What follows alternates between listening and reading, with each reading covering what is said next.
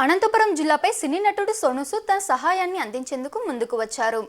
ఈ మేరకు అత్యధిక పాజిటివ్ కేసులు నమోదవుతున్న తరుణంలో అనంతపురం జిల్లాకు ఆక్సిజన్ సిలిండర్లను అందజేసేందుకు సోనూ సూద్ సంకల్పించారు. ఈ మేరకు సోనూ సూద్ చారిటీ ఫౌండేషన్ ప్రతినిధులు అనంతపురంలోని మాస్నేని గ్రాండ్ హోటల్లో అధికారులు, పోలీసులు, స్వచ్ఛంద సేవకులతో సమావేశమయ్యారు. ఈ సందర్భంగా సోనూ సూద్ వర్చువల్ విధానంలో ఈ కార్యక్రమానికి హాజరయ్యారు. ఈ సందర్భంగా డీఎస్పీ ఆర్ల శ్రీనివాసులు మాట్లాడుతూ ఆక్సిజన్ కొరతను తీర్చేందుకు సోనూ సూద్ ముందుకు రావడం హర్షణీయమన్నారు.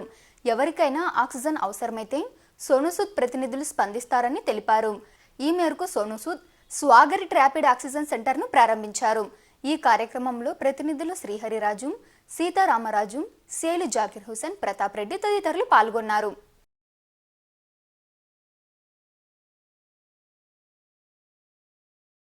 Entry point in Andhra Pradesh with a rapid center launch. What rapid center is going to do? Word rapid itself says Shigram, fast, immediate. 24/7 this center will be active from Anantapur. From Anantapur in 80-kilometer radius. We all know, dignitaries of the press, honorable member, and our brilliant police force. We all know in last 2 months what we have gone through as a nation. That story everybody knows. It has been tears, it has been fear, it has been panic. Now we are preparing together for end of wave 2, and if any wave 3 is possibly coming, if we as team want to be completely prepared for it in advance. No patient should lose his life because lack of oxygen. Not at all. This rapid center which you see from Anantapur will cater to 80-kilometer radius of Anantapur. Let it be any small village, any situation, whether it is 2 p.m. in the afternoon or it is 2 a.m. in the night, ERT center will ensure that oxygen reaches them in time. Our commitment is within 120 minutes, little more than your pizza delivery time.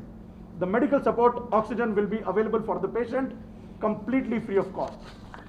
That is the vision of Sonu Sood ji, that is the vision of Swagyati, and that is the vision of D1 infrastructure also, who has come out and helped beyond their infrastructure completely into COVID care with Rajuji. Over to Rajuji, please, if you can want. వృద్ధాభక్తిగా ఎవరికి ఎప్పుడు అవసరమైనా, ఎందుకంటే ఇప్పుడు after hospitalisation కూడా ప్రతి అవసరం అవుతున్నది oxygen అన్నది. దానికి ఏంటంటే మనం ఇంటి దగ్గరికి సప్లై ఇచ్చి వాళ్ళ అవసరాలు తీర్చడం కోసం పెట్టిన ఇది సార్. అంటే మనం కర్ణాటకలో చాలా చేసాము, ఫస్ట్ ఇన్ ఆంధ్ర చేస్తున్నామండి. ఇదేంటంటే మన యాక్చువల్గా మా ఉద్దేశం కూడా ఏంటంటే రాత్రి వేళలో ఏమవుతున్నదంటే ఎవరికి ఎక్కడికి వెళ్ళాలో తెలియదు. అంటే ఆక్సిజన్ సిలిండర్ కావాలంటే హాస్పిటల్కి వెళ్ళాలా, అయితే ఎక్కడికి వెళ్ళాలో తెలియదు. కాబట్టి మనకు కాల్ సెంటర్ నెంబర్ ఉంది.